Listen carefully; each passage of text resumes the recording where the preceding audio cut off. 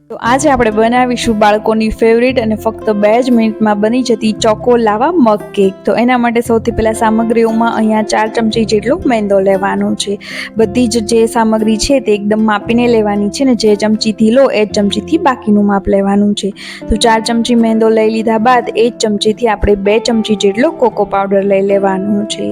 Cocoa powder અહીંયા લેવાઈ ગયો છે. તો હવે આપણે તેમાં દળેલી ખાંડ એડ કરવાની છે. તો અહીંયા ટોટલ 3 ચમચી જેટલી દળેલી ખાંડ લીધેલી છે અને હવે બધા જ ડ્રાય ઇન્ગ્રીડિયન્ટ્સને આપણે સારી રીતે એકબીજામાં મિક્સ કરી અને ચલાવી લેવાનું છે, કારણ કે કોકો પાવડર અને ખાંડ હોય તેમાં ગઠ્ઠા હોય તો એને ભાંગી લેવાના છે. તો અહીંયા મિક્સ થઈ ગયું છે આ મિક્સચર. તો હવે આપણે તેમાં દૂધ એડ કરવાનું છે.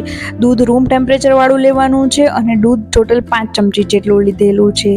હવે દૂધ એડ થઈ ગયું છે તો ત્યારબાદ આપણે તેમાં તેલ એડ કરવાનું છે. તો તેલ જે છે તે ટોટલ 3 ચમચી જેટલું લીધેલું છે. તમે રૂટીન ઘરમાં જે પણ જમતા હોય તે એડ કરી શકો છો.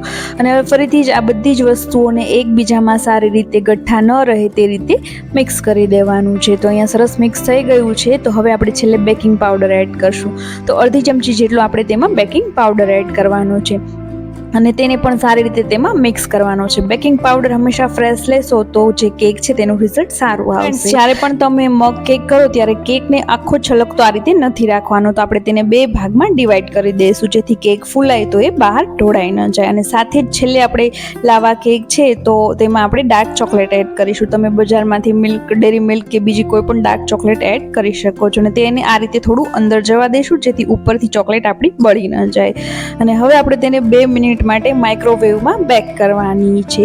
તમે ઓટીજી ઉપર તમે આ મગ કેકને 15 થી 30 મિનિટમાં બેક કરી શકો છો. તો અહીંયા આપણે ટાઈમરને સેટ કરી અને 2 મિનિટમાં બેક થવા કેકને રાખી દઈએ.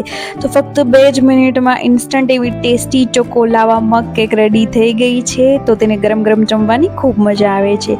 તો ઉપરથી ડેકોરેશનમાં મેં અહીંયા દળેલી ખાંડને થોડી સ્પ્રિંકલ કરી લીધેલી છે. તો આ રેસીપીને તમે જરૂરથી ટ્રાય કરજો તમારા બાળકો માટે અને મને કોમેન્ટ કરીને પણ જરૂરથી જણાવજો કે તમને મારી રેસીપીઓ કેવી લાગે છે.